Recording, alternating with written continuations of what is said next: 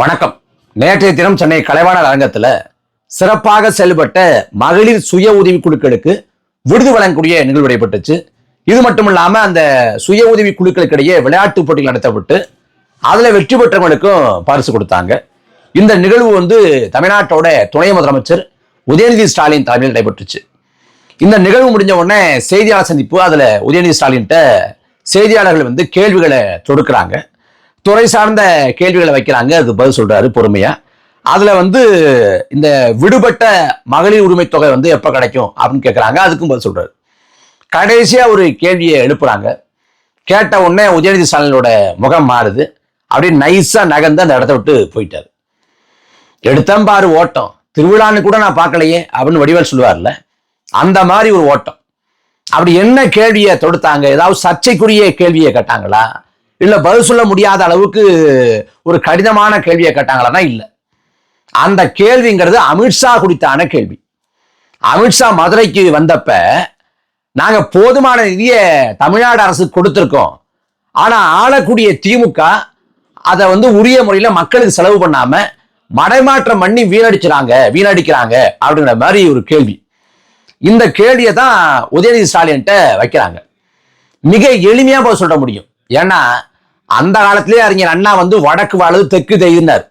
நம்மளோட வரி பங்கீடு எல்லாம் வட மாநிலங்களுக்கு போகுது, தமிழ்நாட்டுக்கு உரிய நிதி ஆதாரம் கொடுக்கப்படுறதில்லை அப்படின்னாரு. அது காங்கிரஸ் ஆண்டாலும் பாஜக ஆண்டாலும் அதான் நிலைமை.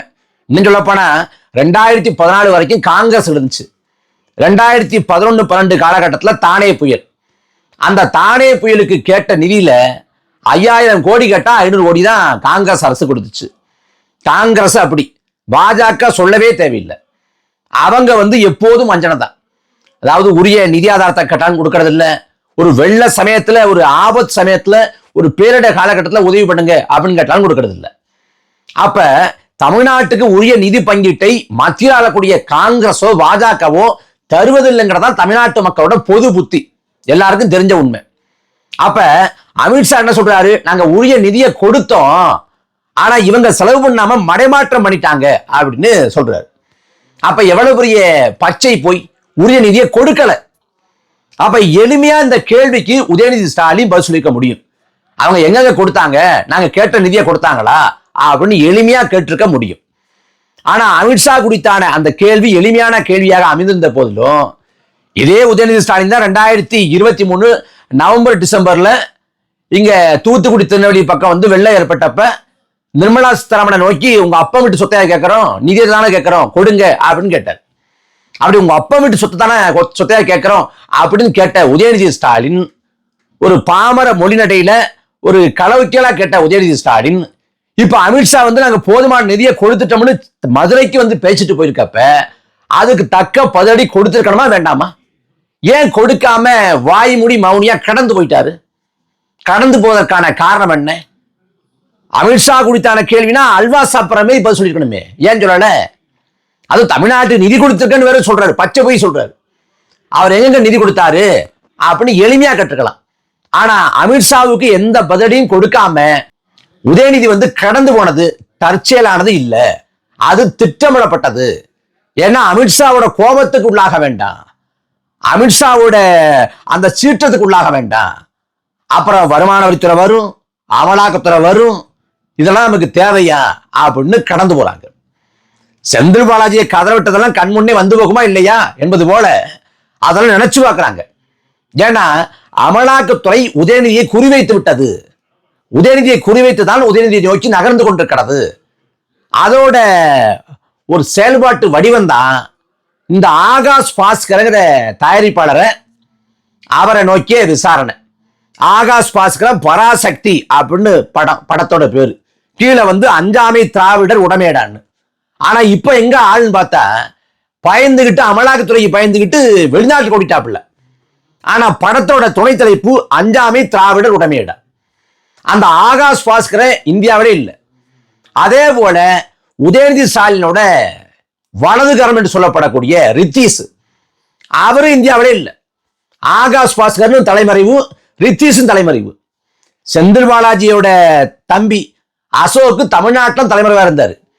ஆனா இவங்க 2 பேரும் இந்தியா விட்டே ஓடிட்டாங்க. அப்ப நான் மோடிக்கும் பயப்பட மாட்டேன், ஈடிக்கும் பயப்பட மாட்டேன் அப்படின்னு மேடையில உதார் விட்டது, வாய்ச்சவடால் விட்டதெல்லாம் சும்மா பேச்சு தான். பேசுவாங்க, நான் மோடிக்கும் பயப்பட மாட்டேன், ஈடிக்கும் பயப்பட மாட்டேன்னு. கால் கிடுக்கிட்டு நடுங்கும். ஏன்னா நான் கருணாநிதியின் பேரன், நான் போய் மோடிக்கு பயப்படுவானா ஈடிக்கு பயப்படுவானா அப்படின்னு உதயநிதி கேட்கிறாப்புல. இப்ப கேட்கல, ஒரு 10-15 நாளைக்கு முன்னாடி கேட்டாப்புல. என்ன நிலைமைன்னா 2009 காலகட்டம் இல்ல 2011 காலகட்டம். 2011 காலகட்டத்தில் 2G ஊழல் விளக்கு அது திமுகவோட தலைமையில கத்தி போல தொங்கிட்டு இருக்கு. அந்த சமயத்துல அறிவாலயத்தோட மேல் தளத்துல தயாளமால்ட்ட விசாரணை 2G ஊழல் குறித்து. கீழ்த்தளத்துல காங்கிரசும் திமுகவும் 2011 சட்டமன்ற தேர்தலுக்காக தொகுதி பங்கீடு பேச்சுவார்த்தை நடந்தது. அப்படி தொகுதி பங்கீடு பேச்சுவார்த்தை நடத்தி சொலையாக 63 தொகுதிகளை அள்ளி கொண்டு போனது காங்கிரஸ். இதுவரைக்கும் கொடுக்காத அளவுக்கு 63 தொகுதியை அள்ளி கொடுத்ததுக்கு காரணம் என்னன்னா, மேல் தளத்தில் நடந்த தயாளாமல்ட்ட நடந்த சிபிஐ விசாரணை. சிபிஐ விசாரணை மேல நடந்ததால கீழே 61 தொகுதிகளை தாராளமாக அள்ளி கொடுத்தார் கருணாநிதி. அப்ப இத்தனைக்கும் இன்னைக்கு பாஜகவது எதிரணி, ஆனா காங்கிரஸ் கூட்டணி, காங்கிரஸோடு திமுக கூட்டணியில் இருக்குது. அந்த சமயத்திலேயே காங்கிரஸ் திமுகவை தண்ணி குடிக்க வச்சு மத்திய புலனாய்வுத்துறை சிபிஐ வச்சு அவ்வளவு நெருக்கடி கொடுத்துச்சு. கருணாநிதி விழிபுதிஞ்சு நின்னாரு. கூடா நட்பு கேளாய் முடியும்னு அதுக்கு பிறகான காலகட்டத்தில் புலம்புனார். அப்ப கருணாநிதியே இந்த மத்திய விசாரணை அமைப்புகளுக்கு பயந்தார், தடுமாறினார், திணறினார் என்பதான் வரலாறு. ஆனா உதயநிதி ஸ்டாலின், நான் மோடிக்கும் பயப்பட மாட்டேன், ஈடிக்கும் பயப்பட மாட்டேன், நான் கருணாநிதியோட பேரன் அப்படிங்கிறார். கருணாநிதியின் பேரங்கிறதுனாலதான் அந்த பெட்டி அடிக்கிறார் அவரு. ஏன் துணிவோடு பதில் சொல்ல முடியல? கடந்த 4 ஆண்டுகளாக ஒவ்வொரு ஆண்டு ஒவ்வொரு காரணத்தை சொல்லி நிதி ஆயோக் கூட்டத்தை புறக்கணித்த தமிழ்நாட்டின் முதலமைச்சர் ஸ்டாலின் இந்த முறை முதலாளாக கலந்து கொள்ள வேண்டிய அவசியம் என்ன? கலந்து கொண்டதோடு மட்டுமில்லாது அந்த நிதி ஆயோக் கூட்டத்தில் ஸ்டாலின் பேசுறாரு, நாட்டை வளர்ந்த நாடாக மாற்றுவதற்கான மோடியோட தொலைநோக்கு பார்வை பாராட்டத்தக்கங்கிறார். நாட்டை வளர்ந்த நாடா மோடி மாத்த போறாராம். அது குறித்தான தொலைநோக்கு பார்வையில மோடி இருக்காராம். அதனால அது பாராட்டத்தக்கதான். பண மதிப்பிழப்பு, ஜிஎஸ்டி எல்லாத்தையும் கொண்டு நாட்டோட பொருளாதாரத்தை அதல பாதாளத்து தள்ளிட்டாரு மோடி. நாடு பயங்கரமான பொருளாதார வீழ்ச்சி, வரலாற்றில் இல்லாத அளவுக்கு வேலையில்லா திண்டாட்டம், அதே போல பணவீக்கம், எல்லா பக்கமும் வறுமை, ஏழ்மை, பொருளாதார முடக்கம் நாடு முழுக்க நடக்குது. இதான் நிலைமை. ஆனா நாட்டை வளர்ந்த நாடாக மோடி மாத்த போறாரு, அது குறித்தான தொலைநோக்கு பார்வையில மோடி இருக்காரு, அது பாராட்டத்தக்கது அப்படின்னு ஐயா ஸ்டாலின் மோடிக்கு முன்னாடி பேசாருன்னா இது எப்படி புரிஞ்சுக்கிறது? தமிழ்நாட்டில் இந்த கருத்தை தமிழ்நாட்டில் பேசுவாரா ஸ்டாலின்? இப்ப பேச வேண்டிய அவசியம் என்ன?